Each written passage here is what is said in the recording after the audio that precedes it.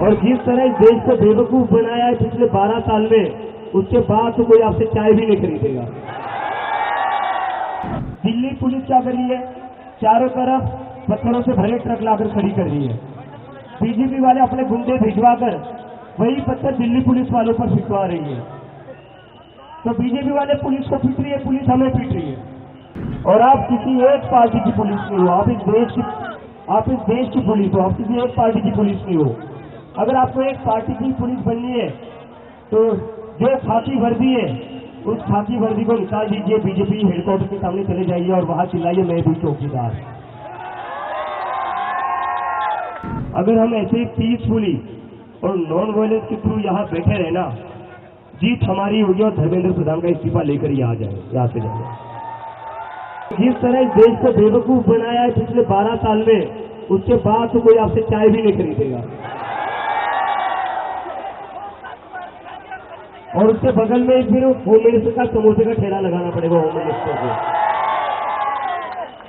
और दिल्ली पुलिस से मेरी रिक्वेस्ट है, जिस दिल्ली पुलिस ने बच्चों को बेरहमी से पीटा, लड़कियों को बेरहमी से पीटा, लड़कियों के कपड़े फाड़कर उन्हें पीटा, पूरी दुनिया में आपकी तू हो रही है, पूरी दुनिया में आपकी बदनामी हो रही है। फिर आप पे हो बदनामी के लायक, लेकिन आपके वजह से इस देश की भी बदनामी हो रही है। इस देश की कैसी पुलिस है? आपकी वजह से हमारे भारत देश का नाम बदनाम हो रहा है। तो सुधर जाइए, दिल्ली पुलिस वालों भी सुधर जाइए, अपने देश की बदनामी मत करिए। और हो क्या रहा है? ये बीजेपी वाले क्या कर रहे हैं? दिल्ली पुलिस क्या कर रही है? चारों तरफ पत्थरों से भरे ट्रक लाकर खड़ी कर रही है। बीजेपी वाले अपने गुंडे भिजवाकर वही पत्थर दिल्ली पुलिस वालों पर फिटवा रही है। तो बीजेपी वाले पुलिस को पीट रही है, पुलिस हमें पीट रही है। तो पुलिस वालों आप लोग भी थोड़ा दिमाग लगाओ। हम लोग तो आपकी इज्जत करते हैं, आपको तो पीट रहे हैं, भाजपा के गुंडे आपको पीट रहे हैं। जिन लोगों से आप ऑर्डर ले रहे हो, जिन लोगों के ऑर्डर पर अपने 12-12 साल की लड़कियों का सर फोड़ा, वही लोग आपको भी पिटवा रहे हैं। तो अभी भी वक्त आप भी हमारी साइड में आ जाइए, आप भी हमारी साइड में आ जाइए।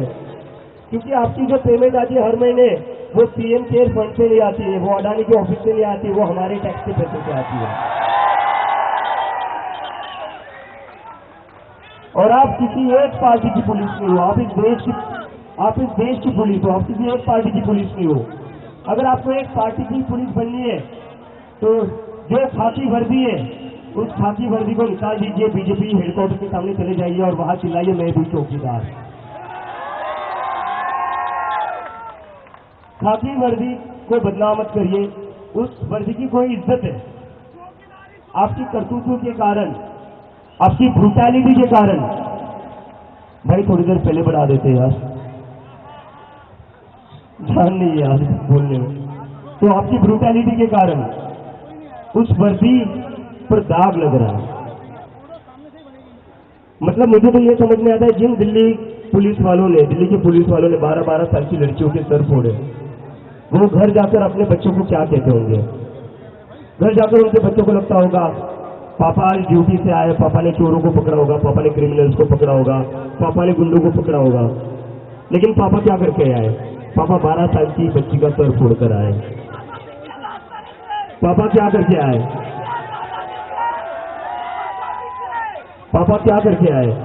पापा लड़कियों के कपड़े फाड़कर उनको पीट रहे थे। पुलिस वालों के बच्चों को लगता होगा कि पापा तो हमारे हीरो है, लेकिन पापा ने जो 20 जुलाई को काम किया ना, वो गुंडों वाला काम है, वो हीरो वाला काम नहीं है। वेरी सॉरी टू से दिस। नहीं, पापा बिके हुए नहीं है, पापा की मजबूरी है। जो ऊपर से ऑर्डर आता है वो कैरी करना पड़ता है। लेकिन भले ही आपके ऊपर से जो भी ऑर्डर आए, कहीं ना कहीं आपको भी तो आपकी अंतरात्मा की सुननी पड़ेगी।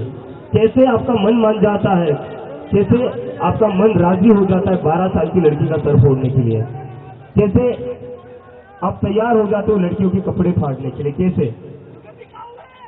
कहीं ना कहीं तो आपको भी सोचना चाहिए ना, ये ऑर्डर सही है या नहीं है। अगर आप में ये सोचने की भी एबिलिटी नहीं है कि ये ऑर्डर सही है या नहीं है, तो फिर इतनी पढ़ाई का क्या फायदा जो पढ़ाई करके आप पुलिस में भर्ती हुए हो? आईटी सेल में ही चले जाते, बीजेपी में ही चले जाते, क्योंकि बिना पढ़ाई तो वहीं पर प्रमोशन ज्यादा होते हैं।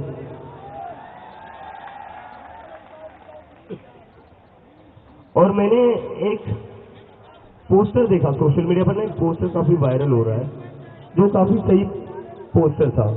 वो पोस्टर क्या था? वो पोस्टर था बीजेपी वालों के लिए कि स्टूडेंट्स से इसलिए पेड़ दिया, अगर रेपिस्ट होते तो एमएलए या एमपी बना देते।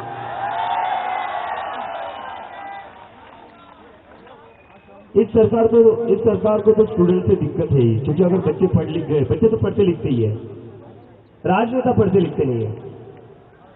इनके बच्चे भी मतलब आधे से ज्यादा इनके जो बच्चे हैं वो मेरे साथ ही बोस्टन में पढ़ते थे। इन सबके बीजेपी के जितने भी मिनिस्टर थे वो मेरे साथ ही बोस्टन में थे, कुछ लोग कोलंबिया न्यूयॉर्क में थे। और ये लोगों का क्या है, इनको तो नीट की एग्जाम देनी नहीं, इनको जेई की एग्जाम देनी नहीं, इनको वहीं पर सेटल होना है। और ये अपने देश भी तभी वापस आते हैं जब इनको एमएलए या एमपी की टिकट मिल जाती है। चलो ठीक है, पापा का रिटायर होने का समय आ गया है, तो अब बेटा आगे घर बढ़ाएगा, बेटी जो पॉलिटिक्स आगे बढ़ाएगी। और जो बेटा इलेक्शन नहीं लड़ सकता उस बेटे को बीसीसीआई का अध्यक्ष बना देते हैं।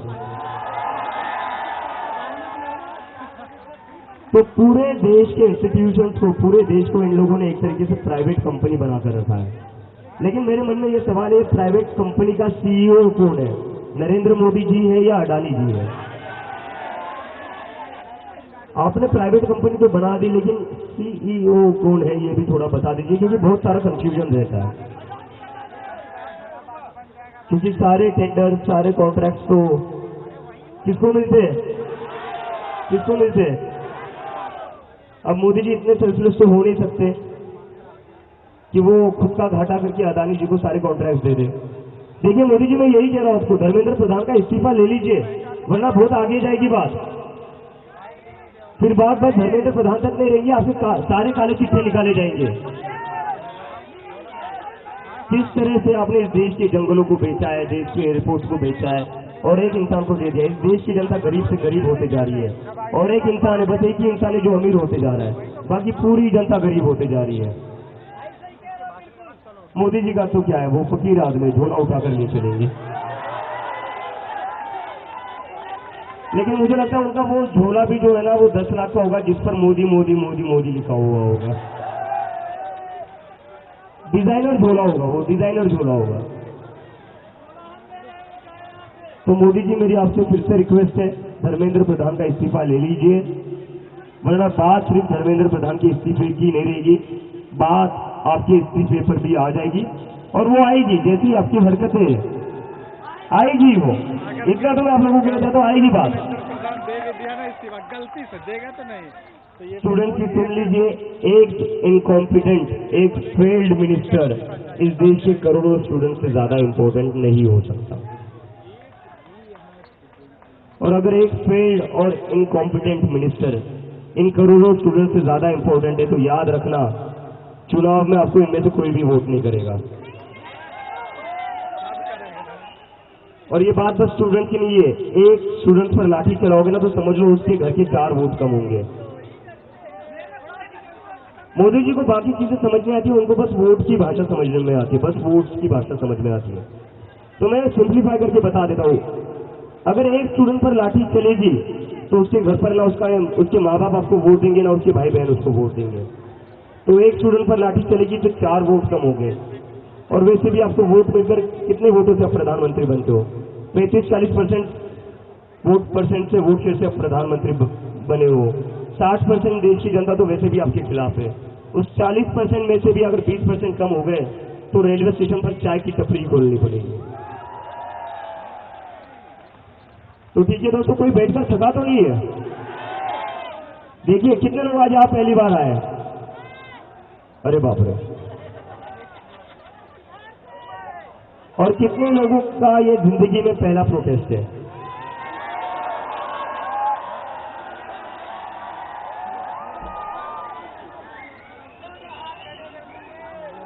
This is really nice, this is really nice.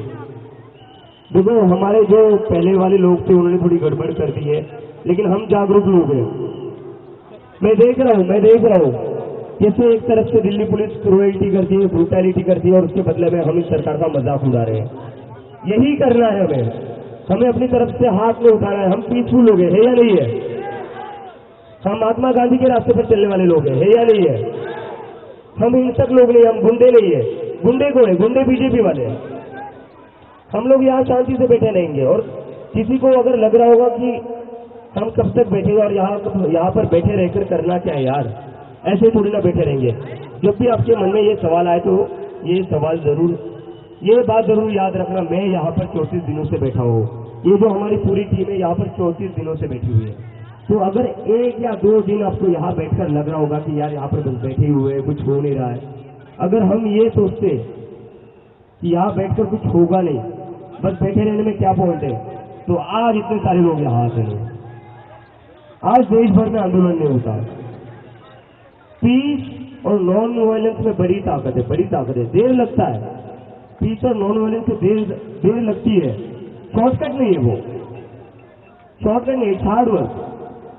तो पेशेंस और रिजिलियंस बहुत ज्यादा जरूरी है। लेकिन मैं अगर कहता हूँ आपको, मैं ये गारंटी से कहता हूँ, अगर हम ऐसे ही पीसफुली और नॉन वायलेंस के थ्रू यहाँ बैठे रहना, जीत हमारी होगी और धर्मेंद्र प्रधान का इस्तीफा लेकर यहाँ से जाएंगे।